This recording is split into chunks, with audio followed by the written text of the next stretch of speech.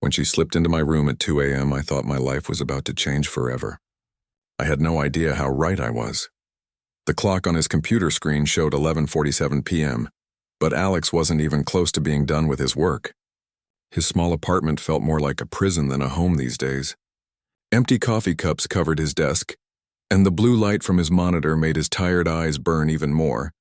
He rubbed his face and leaned back in his chair. The graphic design project he was working on seemed impossible to finish. His client wanted everything changed again, and the deadline was tomorrow morning. This was his life now, staying up all night, drinking too much coffee, and wondering if he'd made the right choice becoming a freelancer. The apartment building was quiet at this hour. Most normal people were sleeping, getting ready for their regular jobs and regular lives.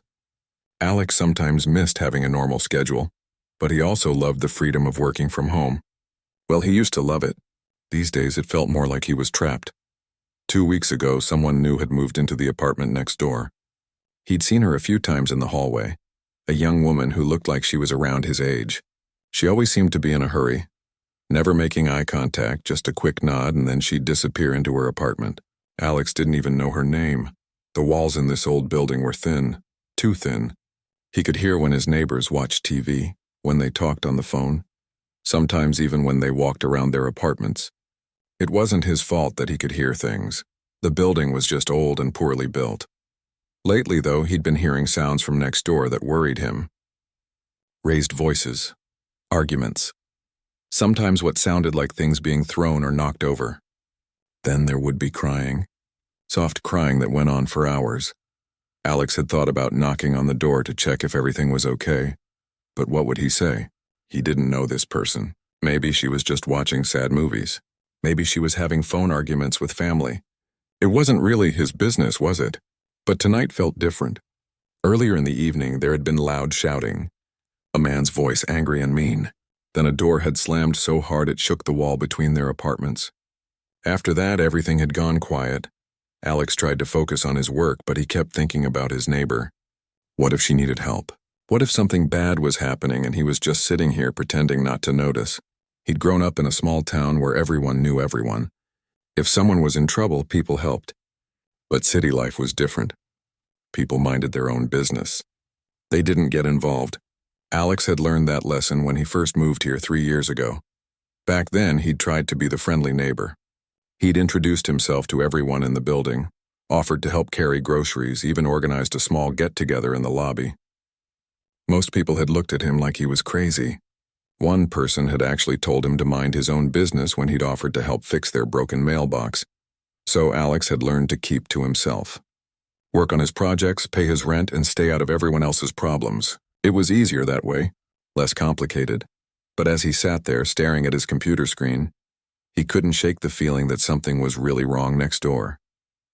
The silence was almost worse than the shouting had been. At least when there was noise, he knew his neighbor was okay. He got up and walked to the kitchen, hoping some water would help him think more clearly. His apartment was small but comfortable. He'd painted the walls a warm blue color and hung some of his favorite design work on them. It felt like home, even if it was tiny. Standing by the sink, Alex could see the building across the street. A few windows were still lit up, other people working late or maybe watching late-night shows. Normal people living normal lives. He thought about his own life. 3 years of freelancing, and what did he have to show for it? Some good clients, a decent income, but no real friends in the city. No girlfriend. No social life. Just work, work, and more work. His parents called every Sunday asking when he was going to find a real job and move back home. They worried about him living alone in the big city. Sometimes Alex worried about that too. What if something happened to him? How long would it take for anyone to notice? Maybe that's why the sounds from next door bothered him so much. Maybe his neighbor was just as alone as he was. Maybe she didn't have anyone to call for help if things got bad. Alex walked back to his desk, but instead of sitting down, he stood by the wall that separated his apartment from hers. He pressed his ear against it, listening. Nothing. Complete silence. He checked the time again. Almost midnight. Most people would be asleep by now, but Alex had always been a night person. Even as a kid, he'd stayed up late reading or drawing. His mom used to joke that he was part owl. The silence from next door continued. Maybe that was a good thing. Maybe the argument was over and everything was fine now. Maybe he was just being paranoid because he'd been working too much and not sleeping enough. But something in his gut told him otherwise. Something felt wrong. Alex had always trusted his instincts. They'd helped him choose the right clients, avoid bad business deals, and navigate the challenges of freelance life. Right now, his instincts were telling him that his neighbor might need help. He looked at his computer screen, then at the wall, then back at his computer. The project could wait a few more minutes. He'd been working on it for hours anyway. Maybe a short break would actually help him think more clearly. Alex walked to his front door and put his hand on the handle. He could just step outside and listen. If everything was quiet, he'd come back and finish his work. If he heard something concerning, well, then he'd figure out what to do. He took a deep breath and opened the door, stepping into the dimly lit hallway of his apartment building. The hallway was darker than Alex expected. The building's cheap lighting made everything look yellow and old. He could hear the buzz of the fluorescent bulb above his head, the kind of sound that gets annoying when you really listen to it. Alex stood outside his door for a moment, wondering if this was a mistake. What was he planning to do? Knock on his neighbor's door at midnight and ask if everything was okay? That seemed crazy. She'd probably think he was some kind of creep. But then he heard it. A soft sound coming from apartment 4B. It wasn't crying exactly, but it wasn't normal either. It sounded like someone trying very hard not to make noise, like they were holding their breath or covering their mouth. Alex moved closer to her door, being careful not to make the old wooden floor creak. The sound was definitely coming from inside. Someone was in there and they were upset. He raised his hand to knock, then stopped. What if the angry man was still in there? What if knocking made things worse? Alex had never been in a fight in his life. He was tall but skinny, more of a computer guy than someone who could handle trouble. While he stood there thinking, he heard footsteps inside the apartment. Someone was moving around, but they were trying to be quiet about it. Then he heard what sounded like a door opening and closing. Maybe a closet or bathroom door. Alex was about to go back to his apartment when he heard something that made his blood run cold. The sound of the apartment's front door lock turning from the inside. Before he could step back, the door opened just a crack. Alex could see part of a face peering out, one eye looking terrified and desperate. When the eye saw him standing there, the door opened a little wider. It was his neighbor, and she looked nothing like the confident young woman he'd seen in the hallway before. Her hair was messy, her face was red from crying, and she was wearing an oversized sweater that looked like it had seen better days. But what really shocked Alex was the look in her eyes. "Pure fear, please," she whispered so quietly he almost didn't hear her. "Can you help me?" Alex didn't hesitate. "Of course. What's wrong?" She looked back over her shoulder into her apartment, then stepped into the hallway, closing the door behind her as quietly as possible. That's when Alex noticed she was shaking. "He's not here right now," she said, still whispering. "But he'll be back. He always comes back." Alex didn't need to ask who he was.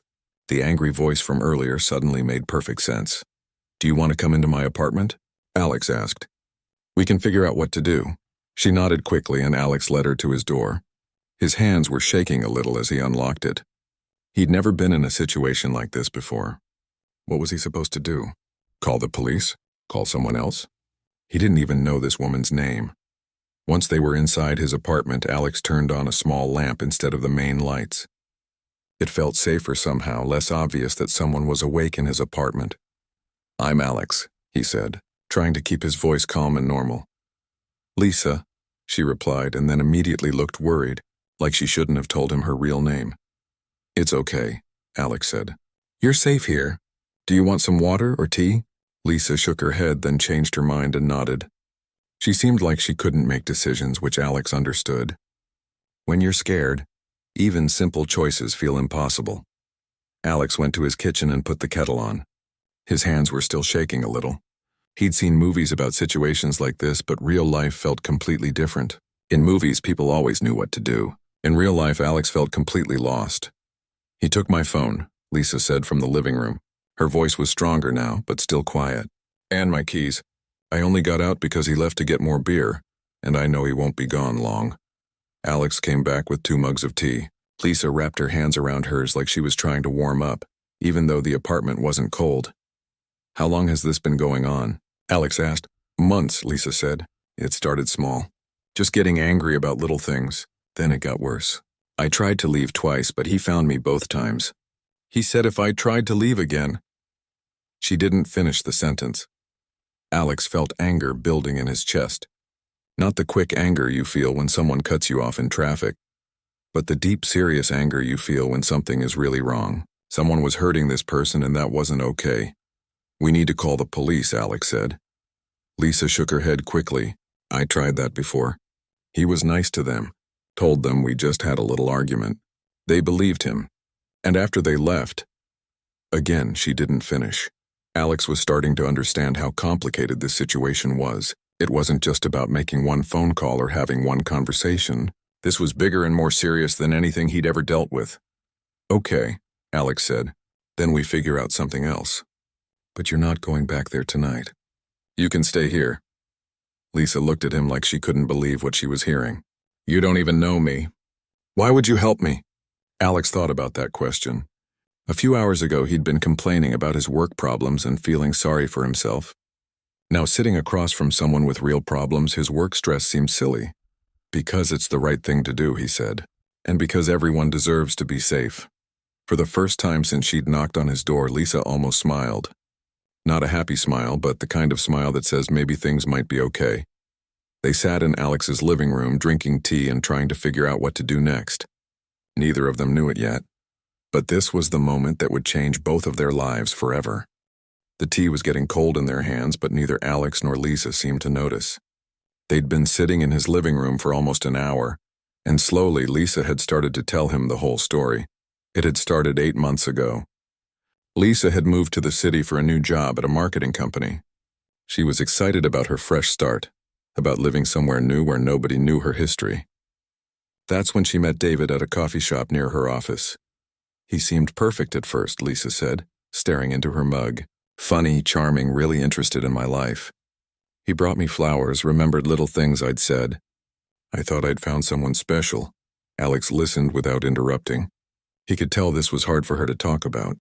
The problem started small, Lisa continued. He didn't like my friends. Said they were bad influences. Then he didn't want me going out after work with my coworkers. He said he just wanted to spend more time with me, that he loved me so much. Alex had heard about this kind of thing before, but he'd never really understood how it happened. Now, listening to Lisa, he was starting to see how someone could slowly take control of another person's life without them realizing it until it was too late. When did he start getting physical? Alex asked gently. Lisa was quiet for a long moment. 3 months ago. I had plans to visit my sister for the weekend, and he said I couldn't go. When I said I was going anyway, he grabbed my arm so hard it left bruises. Then he cried and said he was sorry, that he just loved me too much and couldn't stand the thought of being away from me. Alex felt that deep anger building in his chest again. He wanted to do something to fix this somehow, but he didn't know how. I should have left then, Lisa said. But he was so sorry, and he didn't hurt me again for weeks. I thought maybe it was just a one-time thing that he'd learned from his mistake. It got worse, though, Alex said. It wasn't really a question. Lisa nodded. Much worse. He started checking my phone, following me to work sometimes. If I talked to any man, even the guy at the grocery store checkout, David would get angry. He said I was flirting, that I was trying to cheat on him. She paused and took a sip of her cold tea, making a face. I tried to break up with him 2 months ago. That's when he really lost it. He said if I left him, he'd hurt himself. Then he said if I tried to leave again, he'd hurt me and my family. He knew where my sister lived, where my parents worked. Alex got up and made fresh tea, giving Lisa a moment to collect herself. When he came back, she was looking out his window at the city lights. I stopped answering my phone when my family called, Lisa said. I was afraid David would hear something in my voice or that they'd somehow figure out what was happening and make things worse. I haven't talked to my sister in over a month. They must be worried about you, Alex said. Probably, but David convinced me that if I told them what was happening, he'd hurt them too, and I believed him. After seeing what he was capable of when he was angry, I believed he'd do anything. Alex sat back down, trying to process everything Lisa was telling him. This wasn't just about one bad relationship. This was about someone systematically destroying another person's life, cutting them off from everyone who cared about them, making them afraid to ask for help. How did you end up living next door? Alex asked. He moved me in there last month. Said he wanted me closer to him, that the apartment I was renting before was too expensive. Really, he just wanted more control over where I went and who I saw. The apartment is in his name. My name isn't on anything.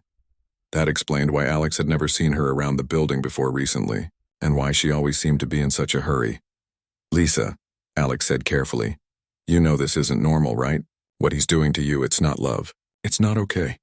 Lisa looked at him with tired eyes. I know that now. But when you're in it, when someone is telling you every day that everything is your fault, that you're lucky they love you despite all your problems, it messes with your head. You start to believe it. Alex tried to imagine what that would feel like, having someone you trusted turn your whole world upside down. He couldn't really picture it, which made him realize how lucky he'd been in his own relationships. What happened tonight? Alex asked. What made you decide to leave? Lisa's hand started shaking again. He came home drunk. Drunker than usual. Started yelling about how I'd looked at the delivery guy wrong when we ordered dinner. I tried to explain that I was just being polite, but he wouldn't listen. She paused, clearly trying to find the right words. He pushed me against the wall and said he was tired of my excuses, said it was time I learned a real lesson. Then he left to get more alcohol, and I knew when he came back it was going to be bad. Really bad. Alex felt sick thinking about what might have happened if Lisa hadn't gotten out when she did. I grabbed whatever I could and ran, Lisa said. I didn't have anywhere to go. No phone, no money, no keys to my old apartment. I remembered that your lights were always on late, and I thought maybe you'd help me. It was stupid, but I was desperate. It wasn't stupid, Alex said firmly. It was brave. And smart. You saved yourself tonight. For the first time. Lisa really looked at Alex. Not just glancing at him while she talked, but really looking at him like she was seeing him for the first time. Why are you being so nice to me? She asked. You could have just told me to call the police and shut your door. Alex thought about that question. 24 hours ago, he probably would have done exactly that. Not because he didn't care, but because he wouldn't have known what else to do. I don't know, Alex said honestly. Maybe because I know what it's like to feel alone in this city. And maybe because everyone deserves someone who will help them when they need it most. The next morning came too quickly. Alex had given Lisa his bed while he slept on the couch, but he'd barely slept at all. Every sound in the hallway made him jump. Every car door outside made him wonder if David was coming back. Lisa looked better in the daylight streaming through his windows. The fear was still there in her eyes, but she seemed more like herself. She'd borrowed one of Alex's old college sweatshirts, and with her hair pulled back, she looked younger and stronger. I've been thinking all night, Lisa said over the coffee Alex had made. I can't hide in your apartment forever. David will figure out where I am eventually. Alex had been thinking the same thing. As much as he wanted to help, he knew this situation was bigger than just giving someone a place to stay for one night. My friend Katie works at a women's shelter downtown, Alex said. I could call her. Lisa shook her head. David knows about all the shelters. He's told me exactly what he'd do if I ever tried to go to one. Besides, I don't have any identification. He has my wallet, my driver's license, everything. Alex was starting to understand how carefully David had planned all of this. Taking someone's identification, their money, their phone, it was like taking away their ability to exist in the modern world. What about your family? Alex asked. Your sister? I can't put her in danger. David meant it when he said he'd hurt them. I've seen what he's capable of when he's angry. They sat in silence for a while, both trying to think of solutions that seemed impossible. Around noon, there was a knock on Alex's door. Both he and Lisa froze. The knock came again, louder this time. Alex, you in there? It was a woman's voice. Alex relaxed. It was Mrs. Rodriguez from across the hall. Alex opened the door just enough to see Mrs. Rodriguez, a woman in her 60s who'd lived in the building longer than anyone else. Everything okay, Alex? I heard some noise last night and I saw police cars on the street earlier. Alex's heart jumped. Police cars? Yeah, they were at that new girl's apartment. The one in 4B. Some guy was yelling and banging on her door around 3 in the morning. The police came, but by the time they got here, he was gone. They couldn't get in without a warrant or something. Alex glanced back at Lisa, who had gone completely pale. Is she okay? Alex asked. Nobody knows. The police tried knocking, but nobody answered. They left a card in her door and said they'd come back later. Mrs. Rodriguez lowered her voice. Between you and me, I think she's in some kind of trouble. I've heard arguments from that apartment before. After Mrs. Rodriguez left, Alex found Lisa sitting on his couch, shaking again. "He came back," she whispered. "And now the police are looking for me, too. They'll think I'm missing or something." "Maybe that's good," Alex said. "Maybe now they'll take this seriously." Lisa laughed, but it wasn't a happy sound. "You don't understand. David is really good at talking to people. He's charming and smart. He'll convince them that I'm the problem, that I'm unstable or lying or both." Alex was beginning to see how someone like David could manipulate not just Lisa, but everyone around her. It was scary to think about. "We need help," Alex said. "Real help. From people who understand this kind of situation." That afternoon, Alex called his friend Katie. He explained the situation carefully without giving away too many details over the phone. Katie told him to bring Lisa to the community center where she worked. They had people there who specialized in helping people in exactly this situation. Getting to the community center was like planning a small military operation. They had to make sure David wasn't watching the building. They had to take a route that wouldn't be obvious. Lisa wore a baseball cap and sunglasses, and Alex felt like they were in some kind of spy movie. At the community center, they met with a counselor named Janet, who had been helping people in dangerous relationships for over 15 years. She listened to Lisa's story without judgment, taking notes and asking questions that showed she really understood what Lisa had been through. "The first thing we need to do is get you safe," Janet said. "Then we can work on the legal stuff and getting your life back." Janet explained that they could help Lisa get new identification papers. They could help her find a safe place to stay that David wouldn't know about. Most importantly, they could help her understand that what had happened to her wasn't her fault. "I know it feels like you're alone," Janet told Lisa, "but you're not. There are people who want to help you, and there are ways to get away from someone like David safely." For the first time in months, Lisa started to believe that she might actually have a future that didn't include being afraid all the time. That evening, back at Alex's apartment, Lisa looked different. Not completely better. That would take time, but more hopeful. "I never thanked you properly," she said to Alex. "If you hadn't helped me last night, I don't know what would have happened." Alex thought about that. 24 hours ago, he'd been worried about a work deadline and feeling sorry for himself. Now he'd helped someone escape from a dangerous situation. He felt like a completely different person. "I'm glad you trusted me," Alex said. "I'm glad you knocked on my door." They both knew that Lisa's journey was just beginning. Getting away from David safely would take time and planning. Building a new life would take even longer. But for the first time in months, it felt possible. As they sat in Alex's living room that night, both of them understood that sometimes the most important moments in your life happen when you're just trying to help someone else. Sometimes being a good neighbor means more than just keeping your music down or not parking in someone else's spot. Sometimes it means changing someone's entire life. 6 months later, Alex barely recognized his own life. The changes had started small, but they'd grown into something much bigger than he ever expected. Lisa was living in a small apartment across town now, working at a nonprofit organization that helped other people in situations like hers. She'd gotten her identification back, reconnected with her family, and most importantly, she'd started to heal from everything she'd been through. David had been arrested 3 months ago after violating a restraining order. He'd tried to contact Lisa through social media, then showed up at her new workplace. This time there were witnesses. This time the police took it seriously. He was facing charges that would likely keep him away from Lisa for a very long time, but the biggest changes had happened to Alex himself. That night when Lisa had knocked on his door had opened something in Alex that he didn't even know was there. After helping her get connected with the right people, Alex had started volunteering at the community center where Janet worked. At first, he'd just helped with basic things, answering phones, organizing donation drives, helping people fill out paperwork. But gradually he'd started doing more. He'd learned about the legal process people had to go through to get restraining orders. He'd learned about the psychology of controlling relationships. Most importantly, he'd learned how to listen to people who were going through the worst times of their lives. Alex's freelance work was still going well, but it wasn't the center of his world anymore. He'd started taking on projects for nonprofit organizations, often doing work for free when they couldn't afford to pay him.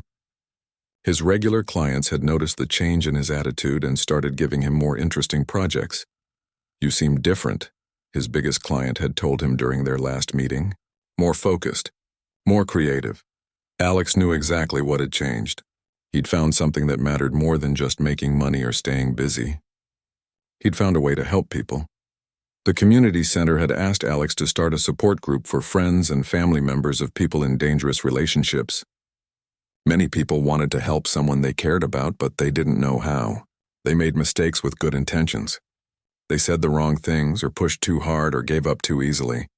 Alex understood that feeling perfectly because he'd felt it himself that first night with Lisa.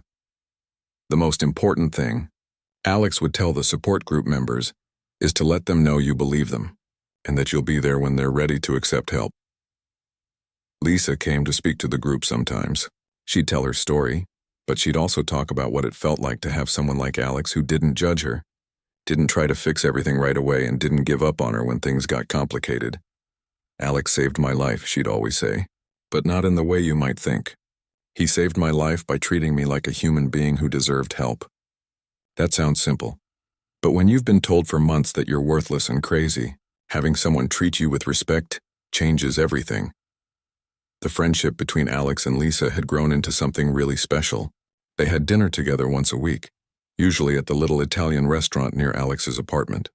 They'd talk about work, about their families, about movies they'd seen or books they'd read, normal things that normal friends talk about. But they both knew their friendship was built on something deeper than shared interests. It was built on a moment when one person had needed help, and another person had been willing to give it. Even when it was scary and complicated, Lisa had started dating someone new, a teacher named Michael who worked at her nephew's school. Alex had been nervous about meeting him at first, worried about whether this new guy would be good to Lisa. But Michael was patient and kind, and he understood that Lisa needed to go slowly with relationships after everything she'd been through. "It's different this time," Lisa told Alex over dinner one night. "I'm different. I know what healthy love looks like now. I know the difference between someone who cares about me and someone who wants to control me." Alex had started dating someone too. Her name was Rachel, and she was a social worker who'd started volunteering at the community center around the same time Alex had. They'd bonded over their shared desire to help people, and their relationship had grown naturally from there. Rachel had heard the story of how Alex and Lisa met, and she'd told Alex that it said something important about who he was as a person. "Most people would have convinced themselves it wasn't their problem," Rachel had said. "The fact that you couldn't do that you had to help, that tells me everything I need to know about your character." Alex's relationship with his own family had gotten stronger too. When he'd told them about what had happened with Lisa and how it had changed his priorities, they'd been proud of him in a way they'd never been when he was just talking about his work or his income. "You're doing something that matters," his mom had said during their last phone call. "I can hear it in your voice. You sound happy." She was right. Alex was happier than he'd been in years. Not because his life was perfect, but because he'd found a way to make it meaningful. Looking back, Alex sometimes wondered what would have happened if he'd just stayed at his computer that night. If he'd decided that the sounds from next door weren't his business, he probably would have finished his design project on time. He would have kept living his quiet, isolated life, but he would have missed out on everything that had made his life better. He would have missed out on helping Lisa. He would have missed out on finding work that he actually cared about. He would have missed out on meeting Rachel, on building a community of people who supported each other. Most importantly, he would have missed out on learning something crucial about himself, that he was the kind of person who would help a stranger in the middle of the night, even when it was scary and he didn't know what to do. Sometimes the most important decisions you make happen in just a few seconds. Sometimes opening your door to someone who needs help opens doors in your own life that you never knew were there. Alex had learned that being a good person wasn't about grand gestures or big heroic moments. It was about small choices you make when nobody's watching. It was about treating people with kindness even when it's inconvenient. And sometimes, if you're really lucky, those small choices end up changing everything.